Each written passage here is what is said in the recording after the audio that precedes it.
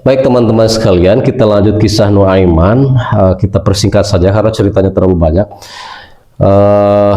Di akhir hayatnya Nuaiman itu, walaupun dia ada seorang pemabuk, seorang tukang penjahat lah, tapi jahatnya bukan preman gitu ya. Tapi di akhir hayatnya yang paling menggelitik perasaan kita adalah ketika Nabiullah Muhammad SAW turun langsung menguburkan jasadnya, itu loh. Turun langsung menguburkan jasadnya, dan seolah-olah Nuaiman ini orang-orang yang paling berjasa dalam hidup Nabi, dalam menghibur Nabi. Jadi ketika ingat nama Nuaiman, Nabi selalu tersenyum. Itu yang membuat Nuaiman begitu istimewa di mata Nabi, gitu kan. Bahkan yang paling uniknya lagi, Nuaiman itu ketika sudah dikubur, dia sudah masuk ke alam barzakh. Artinya kan konsekuensi yang harus dia hadapi adalah dia harus menjawab pertanyaan malaikat Munkar Nakir, gitu kan. Dari seluruh pertanyaan Munkar Nakir, katanya nih ya, yang tidak dijawab oleh Nuaiman cuma satu. Yang mana coba? Kalau Pandrobuka dia bisa jawab. Waman imamuka, wama imamuka, siapa imam kamu? Nuaiman menjawab, dan lain-lainnya lah. Tapi ketika ditanya waman nabiyuka, siapa nabi kamu, wahai Nuaiman, kata Munkar Nakir. Nabi kata salah satu riwayat, Nuaiman tidak langsung menjawab, tapi justru dia nanya balik sama Munkar Nakir. Gila kan? Nanya balik sama Munkar Nakir. Jadi kurang lebih begini kalau saya ilustrasikan. Munkar Nakir, Nuaiman, siapa nabi kamu? Nuaiman tanya balik, kan ceritanya di bawah nih.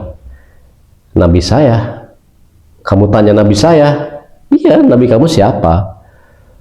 Kamu nggak lihat apa? Lihat apa? Itu orangnya masih ada di atas. Kebetulan nabi itu katanya masih santai duduk di samping kuburan Nuaiman. Di saat orang lain setelah menguburkan, orang lain pulang semua, Nabi santai di situ, duduk mendoakan Nuaiman. Ya karena Nabi gak kunjung pergi, ya mau tidak apa kan malaikat kan bertugas, datang nanya. Ya pertanyaannya sederhana, yang umum-umum aja, siapa Tuhan kamu, siapa Nabi kamu, siapa imam kamu. Dan begitu pertanyaan Nabi kamu, Nuaiman menjawab, Nabi aku yang itu tuh orangnya tuh masih ada tuh di atas. Jadi dengan hikmah Allah, si Nuaiman itu bisa melihat Nabi masih ada di atas, di kuburan gitu, di makam. Itu uniknya. Jadi ya Allah ya Rabbi. Jadi ketika ada orang yang podonghol, ada orang yang tidak, katakanlah kelakuannya tidak beres, kemudian dalam sehari-hari kan misal kita melihat ada orang yang kurang layak dilihat kelakuannya, pakaian compang-camping ataupun urakan lah ya, kita jangan langsung memvonis dia tidak baik, jangan langsung memvonis dia ahli neraka, jangan langsung menetapkan dia sebagai orang yang rendah, gitu kan. Boleh jadi orang yang kita pandang rendah itu keadaannya bisa berbalik dalam satu waktu. Ini sudah banyak kisahnya, ketika kita menghina orang, mencaci orang, membuli orang, itu dalam periode tertentu di masa yang akan datang ternyata dia menjadi orang besar dan kita menjadi biasa-biasa aja, gitu kan. Gitu. Saya tidak membayangkan kisah ini terjadi pada kita, dan rasanya tidak secara logika rasanya nggak mungkin ini terjadi ke kita gitu. Artinya apa yang dialami Nuaiman itu rasanya tidak akan kita alami. Kenapa? Karena Rasulullah sudah tidak ada secara physically ya, tidak ada, dan rasanya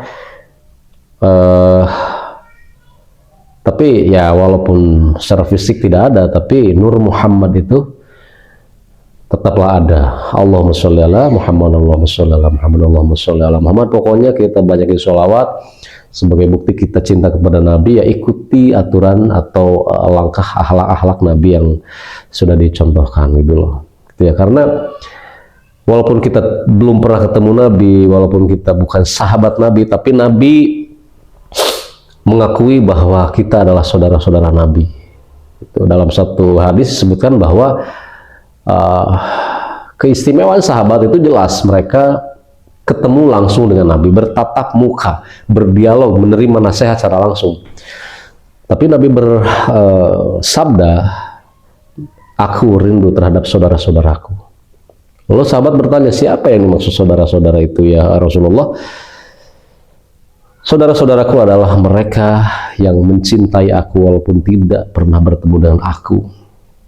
Maka kita buktikan cinta kita kepada Nabi, levelnya kita naikin walaupun kita tidak pernah bertemu, bahkan dalam mimpi pun kita tidak pernah bertemu. Pastikan kita mencintai Nabi seutuhnya, setotal-totalnya dengan mengikuti akhlaknya, mengikuti jalur yang sudah jelas beliau sunnahkan, dan yang paling penting adalah kita mengikuti perangai seorang Nabi yang sangat lemah lembut terhadap semua masalah yang sedang dihadapi. Oke guys, kalau bercerita tentang Nabi itu suka baper ya, suka pengen nangis, suka pengen habis gimana gitu kan. Wajah Nabi tidak terbayang, sosoknya juga bagaimana gitu kan. Mimpi pun nggak pernah, kita hanya bisa merindu dan merindu. Ya, apakah cukup dengan merindu dan mencinta? Saya rasa bisa gitu. Dan ada kisah lain tentang ini. Ada orang yang memang senang beribadah, ya maksudnya ibadahnya biasa-biasa aja, tapi karena kecintaannya kepada Nabi sangat kuat, maka orang tersebut dipastikan berada bersama Nabi di surga nanti. Oke guys, assalamualaikum warahmatullahi wabarakatuh. Nanti kita lanjut lagi ya.